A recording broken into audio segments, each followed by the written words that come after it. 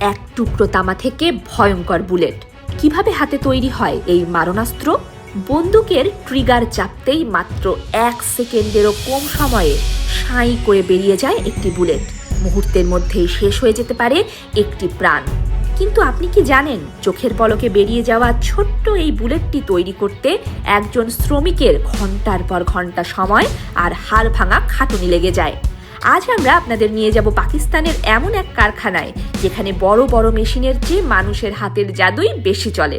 দেখব কিভাবে এক টুকরো পিতল আর সীসা থেকে নিজেদের জীবনের ঝুঁকি নিয়ে পাকিস্তানের শ্রমিকরা পরম যত্নে তৈরি করে ভয়ঙ্কর সব বুলেট। স্বাগতম ভয়েস অফ বাংলাদেশের নতুন একটি পর্বে।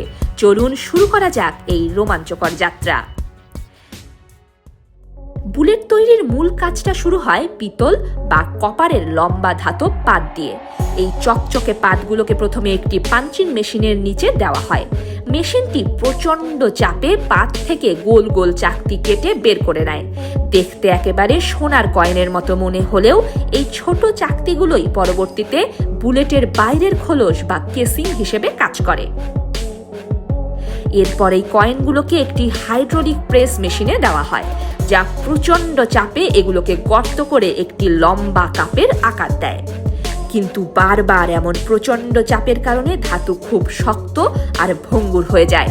এই অবস্থায় গুলি ছুড়লে বন্দুকের ভেতরেই খোলস ফেটে গিয়ে ভয়াবহ দুর্ঘটনা ঘটতে পারে। এই বিপদ এড়াতে খোলসগুলোকে প্রথমে উচ্চ তাপমাত্রায় গরম করা হয়। বিজ্ঞানের ভাষায় একে বলা হয় অ্যানিলিং। এর ফলে ধাতু নরম ও নমনীয় হয়ে যায়। এরপর এগুলোকে শক্তিশালী অ্যাসিডের পানিতে ধোয়া হয়, কারণ খোলসের গায়ে সামান্য একটু ময়লা থাকলেও তা ফায়ারিং এর সময় বন্দুকের ব্যারলের মারাত্মক ক্ষতি করতে পারে। অ্যাসিডে স্নান করে পরিষ্কার হওয়া এই খোলসগুলোকে আবার ঢোকানো হয় হাইড্রোলিক প্রেসে। এবার চাপ দিয়ে এগুলোকে আরো পাতলা আর লম্বা করা হয়, যাতে ভেতরে বারুদ রাখার জন্য একদম নিখুঁত জায়গা তৈরি হয়। এরপর খোলসগুলো চলে যায় অত্যন্ত ধারালো এক কাটার মেশিনে। একজন দক্ষ শ্রমিক নিজের হাতের নিপুণতায় প্রতিটি খোলসের অতিরিক্ত অংশটুকু কেটে ফেলে দেন।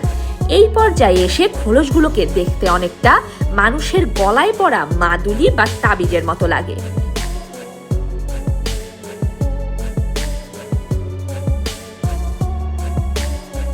এরপর এগুলোকে একটি বড় মিক্সারের ভেতর বালু বা কাঠের গুঁড়োর সাথে মিশিয়ে বন বন করে ঘোরানো হয়।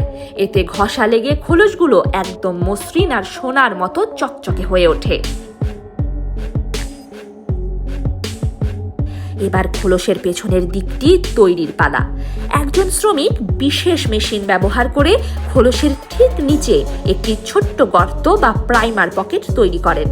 একই সাথে সেখানে বুলেটের ক্যালিবার বা সাইজ খোদাই করে দেওয়া হয়, যেমন 9mm বা 7.62 mm, কারণ এক এক বন্দুকের জন্য এক এক সাইজ আর পাওয়ারের বুলেট লাগে। এই লেখা দেখেই ব্যবহারকারী বুঝতে পারেন বুলেটটি তার বন্দুকের জন্য ঠিক আছে কিনা। এই ছোট্ট গর্তটি হলো বুলেটের ইঞ্জিন। এখানেই বসানো হয় প্রাইমার, যা এক ধরনের সংবেদনশীল বিস্ফোরক ক্যাপ। এই ক্যাপে আঘাত করলেই আগুন জ্বলে ওঠে। অত্যন্ত সাবধানতার সাথে প্রতিটি খোলসের পেছনে এই প্রাইমার বসিয়ে দেন শ্রমিকরা।